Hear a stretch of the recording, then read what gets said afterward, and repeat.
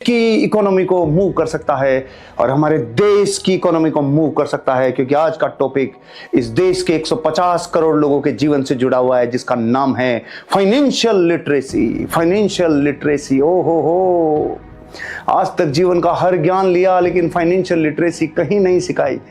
मैंने जब बचपन में किताबें पढ़ना शुरू किया तो ऐसा रटना शुरू किया और पूरे पुराणों से पढ़ना शुरू किया। जब मैंने इतिहास पढ़ा तो समझ में आया और पूरे पुराणों से पढ़ा तो क्या सीखा? अंग मगध काशी कौशल वज्जिमल चेदिवच कुरु पांचाल मत्स्य सूरसेन अस्मकवंती गंधर कंबोज।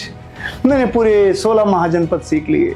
मैंने सब कई नॉलेज ले लिए जो जिंदगी में बहुत आनंद आता था, बहुत कुछ सीखने को मिलता था, लेकिन फाइनेंशियल लिटरेसी नहीं सीखी। ओ हो 12th क्लास तक फाइनेंशियल लिटरेसी नहीं सीखी। मैंने ग्रेजुएशन में फाइनेंशियल लिटरेसी नहीं सीखी। मैंने लॉ किया, फाइनेंशियल लिटरेसी नहीं सीखी। फिर जिंदगी में जब थपेड़े खाए, जब जिंदगी में उठापटक हुई, जब जिंदगी का सच्चाई का सामना करना पड़ा, तब जाके मुझे फाइनेंशियल लिटरेसी समझ में आई। और फाइनेंशियल लिटरेसी की पिछले 25 वर्षों की क्लास को आज मैं आपके समक्ष पेश करने जा रहा हूं। फाइनेंशियल लिटरेसी क्या है, तो शुरू करते हैं आज का ये वीडियो जबरदस्त तैयारी के साथ। फाइनेंशियल लिटरेसी एक नॉलेज है मेरे बंधु, इसे लेना होगा। फाइनेंशियल लिटरेसी एक स्किल है, एक कला है, सीखनी होगी। फाइनेंशियल लिटरेसी एक साइंस है, इसे जीना होगा। फाइनेंशियल लिटरेसी एक गेम है, इसे खेलना होगा। फाइनेंशियल लिटरेसी एक पेशेंस है, एक संयम है, धारण करना होगा। फाइनेंशियल लिटरेसी एक प्रैक्टिस है, एक साधना है, इसे करनी होगी। फाइनेंशियल लिटरेसी एक प्लेज है, एक सौगंध है, इसे निभाना होगा। यह है फाइनेंशियल लिटरेसी। अगर इसे सीख लिया तो पैसा आपके लिए काम करेगा, और अगर नहीं सीखा तो पूरी उम्र भर आप पैसे के लिए काम करते रहोगे। तो मेरे बंधु, मेरे भ्राता, मेरे मित्र, आपको सबसे पहले ये समझना होगा फाइनेंशियल लिटरेसी की परिभाषाओं में मैंने क्या क्या बोल दिया। मैंने संयम बोला, मतलब जब जिंदगी में खर्चे की बात आएगी तो संयम धारण करना होगा। मैंने साधना बोली, जब लंबे समय तक फाइनेंशियल लिटरेसी और वेल्थ की तरफ जाओगे तो आपको बहुत गहरा पेशेंस रखना होगा। आपके जीवन में कुछ सौगंध लगेगी, क्योंकि जब जब जिंदगी में आप इनडिसिप्लिन में आ जाते हो तो डिस्टर्बेंस आ जाता है। तो व्हाट इज फाइनेंशियल लिटरेसी? और अब शुरू करते हैं the elements of financial literacy. वो कौन से हिस्से हैं, वो कौन सी जर्नी है, वो कौन सी चीजें मिलकर फाइनेंशियल लिटरेसी का पूरा समागम बनता है। फाइनेंशियल लिटरेसी 4 चीजों से मिलकर बनती है। दोबारा बोल रहा हूं, ध्यान से सुनो। फाइनेंशियल लिटरेसी 4 चीजों से मिलकर बनती है, और जल्दी से बोलता हूं ताकि आपके सबकॉन्शियस माइंड में स्टोर हो जाए। कमाना, बचाना, खर्चना, बढ़ाना। दोबारा। कमाना, बढ़ाना, खर्चना, बढ़ाना। कमाना, बचाना, खर्चना, बढ़ाना। कमाना, बचाना, खर्चना, बढ़ाना। कमाना, बचाना, खर्चना, बढ़ाना। इसको रट लो, इस मंत्र को रट लो, इस मंत्र को जगह जगह चिपका दो, क्योंकि फाइनेंशियल लिटरेसी के अगर ये एलिमेंट्स आपको समझ में आ गए तो जिंदगी बदल जाएगी। क्यों? क्योंकि कमाना सबसे पहले लिया, उसके बाद खर्चना नहीं लिया, उसके बाद बचाना लिया, उसके बाद खर्चना लिया, उसके बाद बढ़ाना लिया। मतलब हर एक इंसान को पहले जिंदगी में एक अर्जित आय करनी पड़ती है, अर्निंग करनी पड़ती है। अर्निंग के बिना वो नहीं हो सकता। सेविंग करनी पड़ती है, वो सेविंग के बिना नहीं हो पाएगा। और उस सेविंग के बाद एक्सपेंडिचर करने पड़ते हैं। एक्सपेंडिचर हमारी जिंदगी का अभिन्न अंग है, करना ही होगा। और इसके बाद बढ़ता कैसे है धन, इसके बाद आपकी जिंदगी का फाइनेंस ग्रो कैसे करता है, और वो है इन्वेस्टिंग। इन चारों सिद्धांतों को, ये चारों एलिमेंट्स को जो फाइनेंशियल लिटरेसी जीवन के चारों अंगों को सिखाती है, कमाना, बचाना, खर्चना, बढ़ाना, अर्निंग, सेविंग, एक्सपेंडिचर और इन्वेस्टिंग, इनके लिए अच्छे से क्लासेस लूंगा। लेकिन आज मैं केवल एक पॉइंट बताने वाला हूं, और वो है अर्निंग, वो है अर्जित आय, वो है जिंदगी में कमाना मेरे भाई। बाकी के 3 पॉइंट के लिए अलग वीडियो बनाऊंगा, नहीं तो ये वीडियो बहुत बड़ा हो जाएगा। और मैं अपने प्राण लगाता हूं, इसलिए एक सब्जेक्ट के ऊपर अच्छे से मास्टरी कराऊंगा, क्योंकि 25 बरस हो गए इस पूरी जिंदगी को जीते हुए, इस विज्ञान को जीते हुए, इस संयम को धारण किए हुए, साधना को करते हुए 25 साल हो गए। जिंदगी का वो समय भी देखा जब मैं अपनी लाइफ में 1000, 5000, 10,000 रुपए महीने के कमाता था। फिर वो समय भी देखा जब 2 लाख, 5 लाख रुपए कमाता था। उस टाइम भी संयम धारण करना पड़ा। हेलो, दोबारा। मतलब जब 2-5 लाख रुपए महीने के कमाया तब भी संयम धारण किया, उस टाइम भी सौगंध पालन की। तो 1000 से 5000, फिर 2 से 5 लाख, और आज की तो क्या बताऊं। अभी तो आप सिर्फ ये यात्रा देख लो कि मुझे आपको ये 4 चीजें अच्छे से इंस्टॉल करनी है आपके भीतर: कमाना, बचाना, खर्चना, बढ़ाना, और यही है अर्निंग, सेविंग, एक्सपेंडिचर और इन्वेस्टिंग। तो आज वीडियो का पहला पार्ट लेते हैं और वो है अर्निंग, अर्जित आय, कमाना।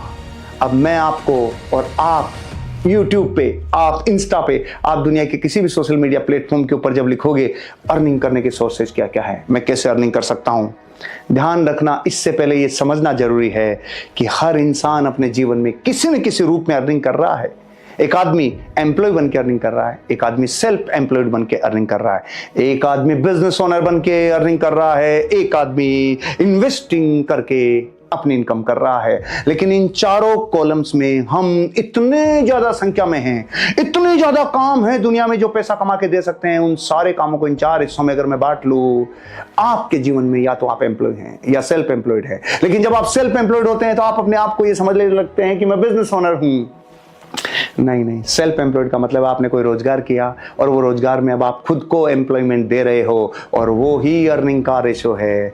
तो आज मैं आपको कमाने की पूरी साइंस बताने वाला हूं कि एक इंसान को सबसे पहले तो अपनी जिंदगी में अगर नौकरी करते हो और इनकम आती है तो ध्यान रखना, गहरा बोल रहा हूं, कड़वा बोल रहा हूं, अगर आपने इस स्लो पॉइजन को लेने के बाद अपने आप को स्थिर कर लिया, अपने आप को रोक लिया, अपने आप को जिंदगी में और एक्सपेंशन की तरफ नहीं लेके गए, और विक्ट्री की तरफ नहीं लेके गए, और अपने आप को मोटिवेट नहीं किया, तो ध्यान रखना, एक दिन जिंदगी की अनसर्टेनिटी और एक दिन जिंदगी की ट्रेजेडी आपको बहुत प्रायश्चित की ओर लेके जाएगी।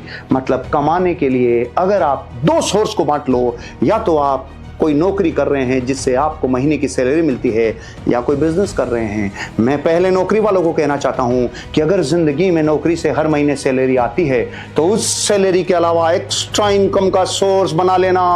क्यों बना लेना? क्योंकि ये कहावत है, जिस चूहे का एक ही बिल होता है उसके मरने की संभावनाएं अधिक होती है। क्योंकि जब सांप आता है और एक चूहे का सिर्फ एक ही बिल है तो सीधा खा जाता है। मतलब प्राकृतिक विपदाएं, प्राकृतिक आपदाएं और जिंदगी की अनिश्चितताएं, ये आपकी सारी सैलरी को खत्म कर सकती है। इसलिए अगर आप सैलरी कमा रहे हैं तो अपने आप को महाभाग्यशाली समझना, क्योंकि वो तो मिलेगी ही मिलेगी।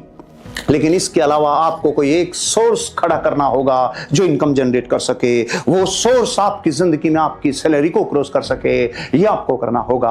और आज मैं उसी के ऊपर बात करने वाला हूं। और अगर आप बिजनेस कर रहे हैं तो उस सोर्स को लेवरेज करना होगा, उसे और एक्सपेंशन की तरफ लेके जाना होगा, उसे मल्टीप्लाई करने की ओर लेके जाना होगा। तो आज कमाने की बात करनी है, कमाने की साइंस के ऊपर बात करनी है। तो शुरू करते हैं। कमाने के क्या क्या तरीके हो सकते हैं?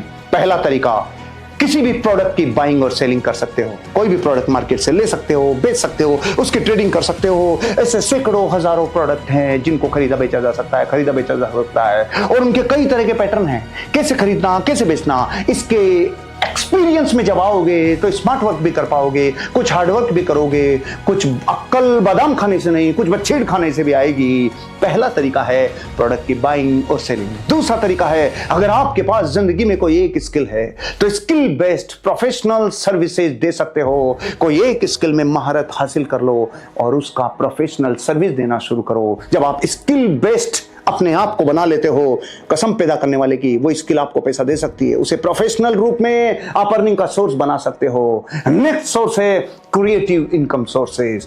अगर जिंदगी में कोई ऐसी क्रिएटिविटी कर ली जो इनकम का सोर्स बन सकती है तो इससे बड़ा क्या होगा। चौथा पॉइंट है बिजनेस एंटरप्रेन्योरशिप। ओहो, इन चारों पॉइंट में एक चीज समझ लेना, आपको इन चारों पॉइंट में जो सबसे गहरा है वो ये है, या तो कोई प्रोडक्ट की लेन देन करनी होगी, उसे बेचना होगा, उसकी ट्रेडिंग करनी होगी, कुछ ना कुछ स्किल सीखनी होगी, कुछ क्रिएटिव करना होगा, या बिजनेस एंटरप्रेन्योरशिप करनी होगी।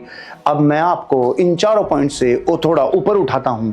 इस दुनिया में जितने लोग कर रहे हैं वो कोई ना कोई इनकम अर्जित करने के लिए इन्हीं तीनों चारों सोर्स में से कोई एक सोर्स के ऊपर अर्निंग कर रहे हैं। जैसे अगर आप मेरी बात करें तो मैं एक प्रोफेशनल सर्विस प्रोवाइडर हूं जो बिजनेसेस को और एंटरप्रेन्योरशिप को उठाता हूं, उनके बिजनेस को मल्टीप्लाई करना सिखाता हूं, उनकी लाइफ में उनको ग्रो करना सिखाता हूं। मैंने अपनी स्किल को, इस नॉलेज को इस फॉर्मेट में प्रोफेशनल वे में सर्विस देकर इससे एम्प्लॉयमेंट क्रिएट कर दिया। आपको भी इन चारों में से कोई ना कोई एक कनेक्शन बनेगा।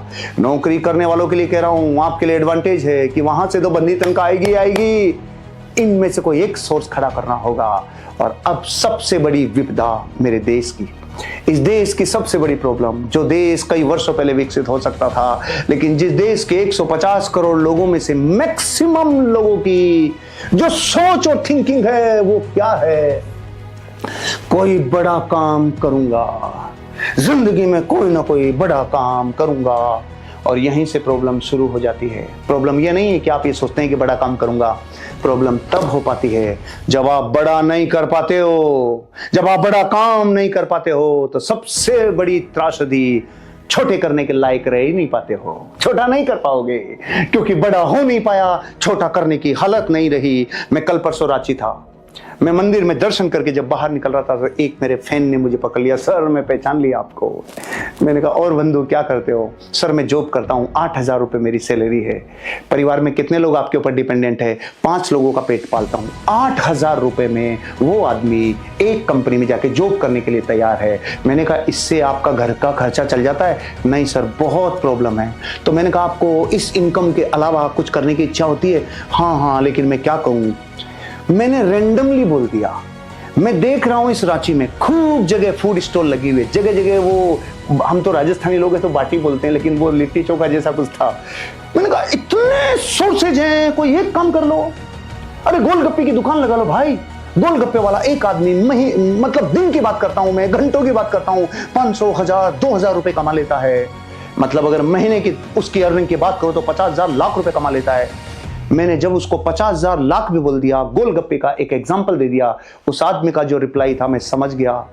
हमारा देश विकसित होने में सबसे बड़ा कारण, सबसे बड़ी रुकावट ये सोच है। उस आदमी ने कहा नहीं सर फिर मेरे लोग क्या कहेंगे, मेरी बुआ भी इधर रहती है, मेरे मामा भी इधर रहते हैं, वो कहेंगे कि क्या कर रहा है, इतना पढ़ाई लिखाई किया और ये गोलगप्पे बेच रहा है। ओहो हो, इतनी पढ़ाई लिखाई करके किसी कंपनी में जाके 8,000 रुपए की जॉब करना उसके लिए इज्जत का सब्जेक्ट है, और महीने का 50,000 लाख रुपए कमा सके। मरे से मरा 30-40,000 रुपए एक गोलगप्पे वाला भारत में कमा लेता है।